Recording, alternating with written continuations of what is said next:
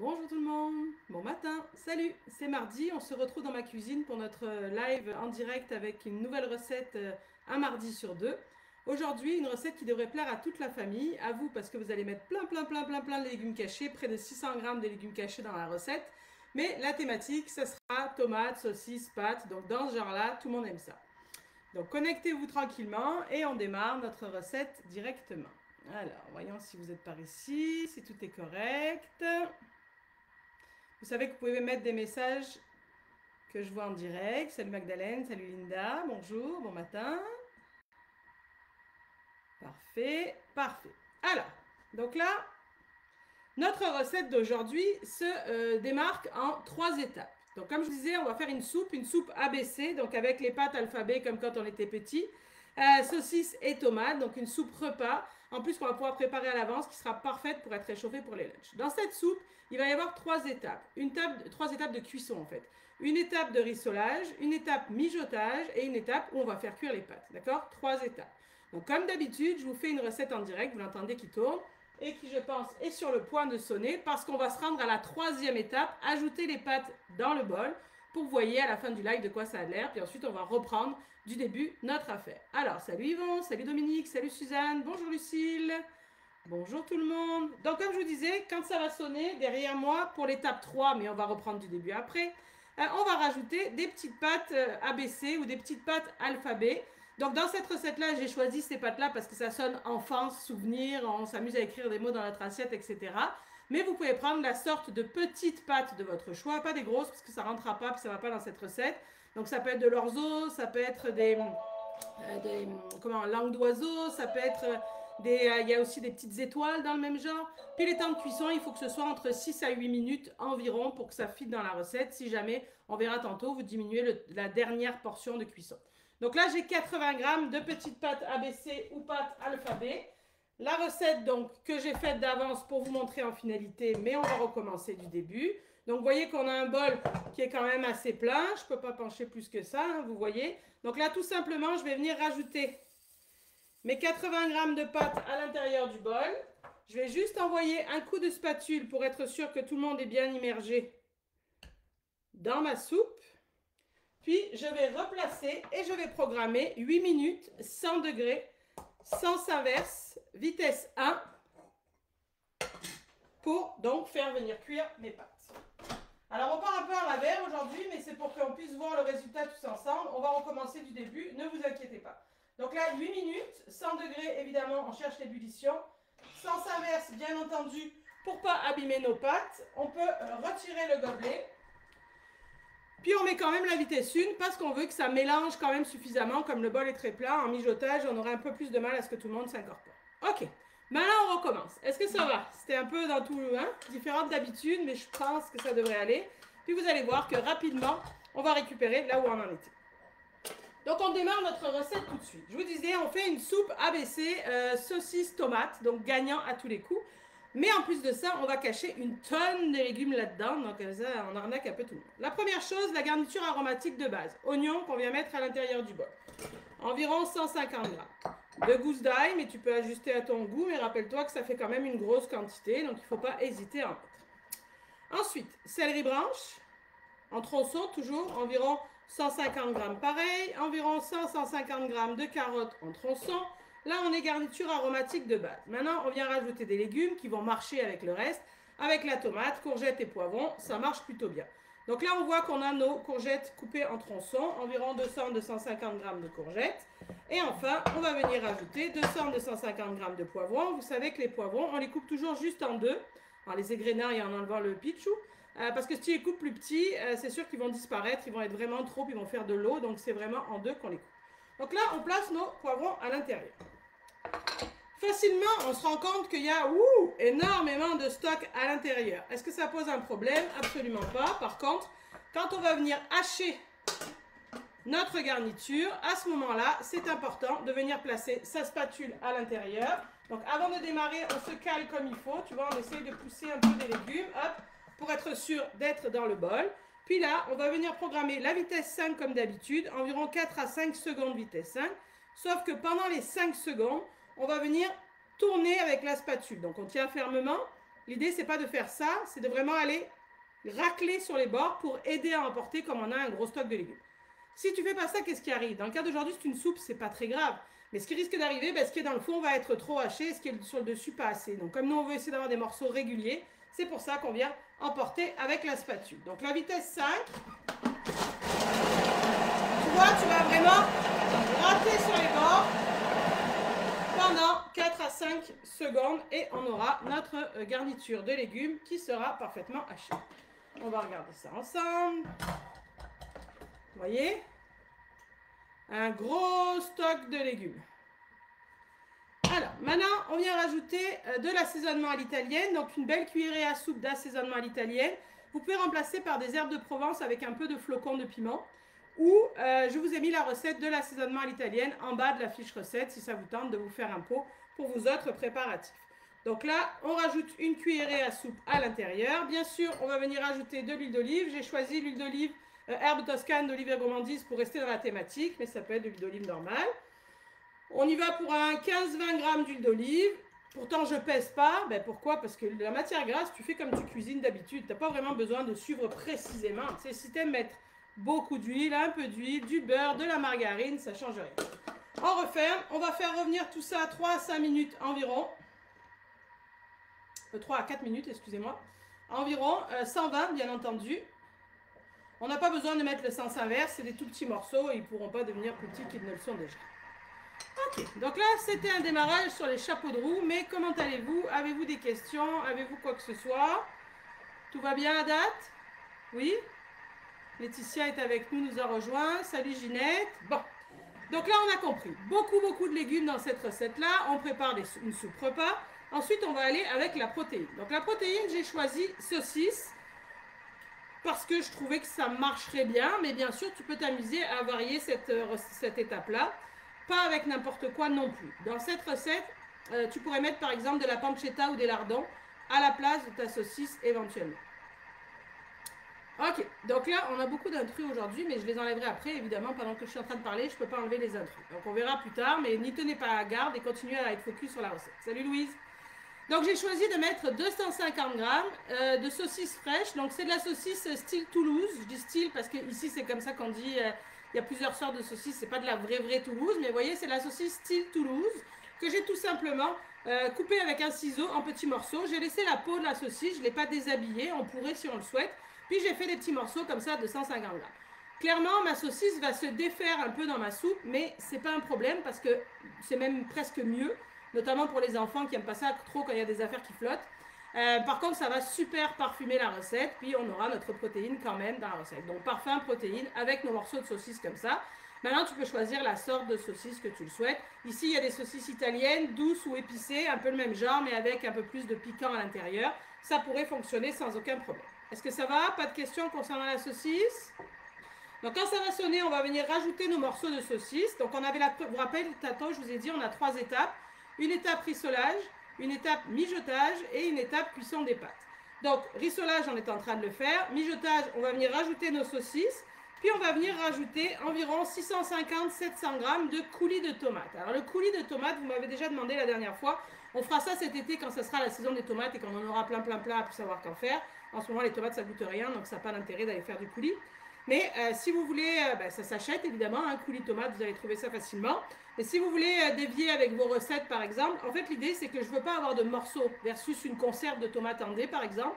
Donc tu pourrais utiliser une conserve de tomates en dés et venir la mixer en vitesse 7 ou 8 quelques secondes avant de commencer la recette pour avoir à peu près l'équivalent. Maintenant, si tu n'en as pas et que tu es très pressé de faire cette recette, tu peux remplacer ici mon coulis par une conserve de 796 ml, donc environ 750-800 g de tomates en dés. Donc là, il y aura les tomates en morceaux, puis le liquide, et ça conviendra. Parce que bien entendu, pour ma soupe, mais pour cuire par la suite mes pâtes alphabet, il faut que j'ai du liquide. Donc là, ici, on a notre coulis environ 700 g. On va quand même venir ajouter 500 g d'eau, et bien entendu, on a besoin de notre fond de légumes pour venir assaisonner. Là qu'on a quelques secondes, le fond de légumes, vous le savez, hein, vous avez la recette, c'est le fond de légumes anti-gaspi, vous l'avez sur fanelli.com. L'idée, c'est de récupérer tes épluchures, tes pieds de brocoli, tes cucus, tes affaires, les mettre au congélateur au fur et à mesure dans un sac, et quand il y en a assez, tu les laisses dégeler aux 3/4, puis tu lances ta recette Donc c'est anti-gaspillage, tu as tout récupéré. Ça c'est excessivement salé, il n'est pas question d'en prendre une cuillère bien entendu. C'est un peu comme les bouillons cubes finalement mais en liquide, c'est très salé parce que l'idée c'est de venir assaisonner et parfumer une recette. José demande quelle est la différence entre sauce tomate et coulis de tomate. Normalement le coulis de tomate c'est plus ou moins que des tomates on va dire. Tu sais, il n'y a pas des oignons revenus puis des garnitures aromatiques là-dedans. Parfois on va trouver des coulis de tomates au basilic. Ça sera juste des feuilles de basilic qui seront infusées là-dedans. Mais le coulis, c'est vraiment juste de la tomate mixée fin en fait. Oui, on peut prendre sur mon site, il y a la recette de sauce tomate du jardin express. On peut éventuellement prendre ça, à ce moment-là, la mixer pour qu'elle soit liquide, mais ça sera plus parfumé, vous comprenez. Je viens de vous dire, là, le coulis, c'est nature. Parce que notre assaisonnement, on l'a mis déjà dans le bol, avec l'assaisonnement à l'italienne, avec le céleri branche, les oignons, l'ail, etc. Mais plus, ça peut pas être mauvais, hein, ça peut être que meilleur, il n'y a pas de problème. Non, c'est facile, là, c'est pas compliqué. Prenez ce que vous avez, ça fonctionne. Donc, une fois qu'on a commencé à faire revenir notre garniture aromatique, donc notre étape rissolage, comme je vous l'ai dit, on vient rajouter ici nos 250 g de morceaux de saucisse à l'intérieur de notre bol, comme ceci. On vient rajouter notre 600-700 g de coulis de tomates. Par là. Tiens, je vais... Oh! On va faire ça pour venir rincer. On appuie sur la balance et on vient rajouter 500 g d'eau. Comme ceci. Donc ça monte haut, mais c'est normal. Vous avez la variante 31 dans les notes si jamais. Ok, on est pas mal là. Bien sûr, on n'oublie pas notre assaisonnement à l'italienne, environ un... pas assaisonnement à l'italienne, excuse, à notre fond de légumes. Un 30-35 g parce qu'on a du gros stock à l'intérieur. Ensuite, on referme, on met notre gobelet et là, on va venir programmer 20 minutes, 100 degrés puisqu'on cherche l'ébullition. Sens inverse, bien entendu, parce qu'on a nos saucisses à l'intérieur. Même si elles vont se défaire en cuisant, on ne veut pas les stresser. Et on y va quand même en vitesse 1. C'est sûr que normalement, quand on ne veut pas abîmer, on met sens inverse et mijotage. Mais comme on a énormément de stock et qu'on veut que ça chauffe quand même dans un temps normal, le fait de mettre vitesse 1, ça va mettre un peu plus de mouvement à l'intérieur et du coup, ça va mieux chauffer. Parce que sinon, si tu as beaucoup de stock et que tu mets mijotage, ben c'est sûr que tu sais, ça chauffe surtout sur le bas, un peu moins sur le haut. Il faudrait mettre plus longtemps pour être capable d'avoir tout. Mais si tu as un mouvement à l'intérieur de ton bol, c'est sûr que ça va chauffer un peu plus vite. Donc la difficulté, entre guillemets, c'est, qui n'est pas difficile, là, mais quand tu adaptes tes recettes, c'est de trouver la juste vitesse pour ne pas abîmer trop tes affaires, mais en même temps brasser suffisamment dans ton bol. Ginette demande, est-ce qu'on aurait pu mettre le fouet, ça aurait pu aider? Oui, ça aurait pu. Le fouet, on sait qu'on a la possibilité qu'il débarque et parfois c'est agaçant. Mais on pourrait éventuellement mettre le fouet si on veut et à ce moment-là mettre mijotage. Puis si jamais il débarque, ben on met un coup de spatule et c'est correct. Est-ce que ça va? Oui? Alors, on va s'en aller voir tout de suite ce que ça... Bon, j'avais oublié de mettre le panier, ça a scrunché. Hein? Quand on ne met pas le gobelet, on met le panier pour éviter les éclaboussures. Je me suis un peu refait la cuisine, mais c'est pas grave. Donc là, notre soupe ABC tomate saucisse est prête. Vous voyez que ça fait un bon gros stock. L'idée, c'est de faire une soupe repas. On mange juste ça. Et donc là, regarde d'en voir la belle texture. Je ne sais pas si tu aperçois par là, mais quand je vais servir, tu devrais le voir. J'envoie un coup de louche pour aller chercher tout le monde au fond. Comme ceci. Aperçois-tu mes morceaux de saucisse quand même là-dedans? Non, alors ben là, André parle du disque de cuisson, c'est différent. Quand on met le disque de cuisson, c'est d'autres genres de recettes, pas d'autres genres, mais les quantités de liquide, puis le reste peut varier. Donc, en tout cas, je n'ai pas fait l'essai, je ne voudrais pas vous induire en erreur. Donc là, vous voyez qu'on aperçoit, on a une belle soupe avec des beaux morceaux, on aperçoit nos saucisses, à moitié défaites, à moitié pas, mais ça va bien. On voit qu'on a une texture, ben moi, que je trouve cool pour une soupe repas. Ce qu'on peut faire au moment du service, c'est venir ajouter un peu de fromage râpé si on veut, ou si on est très gourmand, on peut éventuellement venir mettre des dés de fromage, donc soit des dés de mozzarella, soit des dés d'emmental ou de gruyère, ce que vous avez, qui éventuellement dans la soupe, pas éventuellement, mais dans la soupe chaude, ils vont fondre et ça va être vraiment cochon. Un peu de persil, un peu de basilic, et bam, on a une belle recette. Donc là, vous allez me dire, mais voyons, non, on a comme 2 litres de soupe, qu'est-ce qu'on fait avec tout ça? Nous, on n'est que 4 à la maison. Tu peux éventuellement, tu le sais, on a déjà fait ça ensemble, venir mettre ta recette, quand elle est très chaude comme ça, tu peux venir mettre ta recette en pot. À ce moment-là, donc ça prend un pot avec un couvercle en bon état, etc., etc. Le fait de venir mettre ta recette comme ça en pot, ça va te permettre de la conserver 15 jours, 3 semaines dans le frigo sans aucun problème. On n'a pas stérilisé, il faut que ça soit au réfrigérateur bien sûr. Mais l'affaire, c'est que il faut que ton pot soit rempli de la bonne façon, c'est-à-dire à la bonne hauteur que je vais te montrer. Et c'est important que ce soit très chaud et que tu refermes immédiatement. Donc le fait de faire ça, là j'ai un pot quand même assez gros, mais sinon tu peux faire des pots une portion et tu vas te retrouver avec à ce moment-là des bocaux pour les lunchs. Tu refermes tout de suite. Tu vois sur un couvercle, normalement il y a toujours un... Là en fait on laisse refroidir sur le comptoir. Quand ça va avoir refroidi, ça va faire ploc comme ça à l'envers. Et là, pas de problème, 15 jours, 3 semaines au frigo. Oui, oui, même avec la viande, pas de problème. Ce qui est important, c'est un pot en bon état. Le Parfait, Masson, Bernardin, ou ici, c'est un pot recyclé de choucroute ou je sais pas trop quoi. Pot propre, couvercle propre, en bon état, rempli très très chaud bouillant dès que ça sort du bol. Pas, on a fini de manger, il en reste dans le bol, on le met en pot. Non, ça marche pas. Il faut que ce soit très chaud, d'accord? Et rempli jusqu'en haut avec un bord propre, sinon tu l'essuies. 15 jours, 3 semaines au frigo sans aucun problème, il n'y a plus qu'à réchauffer. Ce que je veux juste vous dire, c'est que comme on a mis des pâtes à l'intérieur, la pâte, par définition, elle va continuer à gonfler dans le bouillon, surtout que c'est chaud, et donc elle va ramollir un peu. Si d'entrée de jeu, tu sais que tu fais cette recette pour la conserver, à ce moment-là, tu peux arrêter à 4 minutes au lieu de 8 minutes. Tu sais, quand on a mis les pâtes, on a mis 8 minutes de cuisson. Mais tu arrêtes à 4 minutes, ce qui fait qu'elles ne seront pas complètement cuites, et elles vont finir de cuire dans le pot, et tu n'auras pas quelque chose de complètement fondu, moumou, là, pas terrible. Ou, encore une autre possibilité, avant d'ajouter tes pâtes, tu sais, quand on a ajouté les pâtes au début du live, c'est chaud, il y a beaucoup de liquide parce qu'on n'a pas encore mis les pâtes et qu'elles n'ont pas encore absorbé le jus. Tu mets à ce moment-là en bocaux ta recette, puis quand c'est le temps, quand tu vas réchauffer à la casserole ou dans le bol, quand tu auras atteint l'ébullition, à ce moment-là, tu mettras tes pâtes et tu mettras ton 8 minutes de cuisson pour terminer la recette. Ça a du sens? C'est logique ce que je vous dis?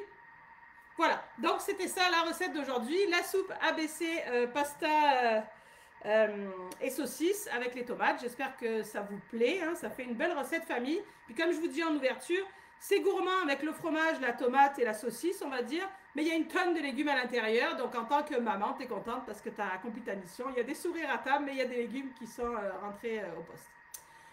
Voilà, si vous faites cette recette, merci de me la partager, ça me fera très plaisir de voir vos réalisations. Jeudi, avec les VIP, on reste en mode soupe régressive, on prépare un bouillon de poulet, légumes et pasta, vermicelle, puis on fait les petits crackers ou craquelins pour aller avec.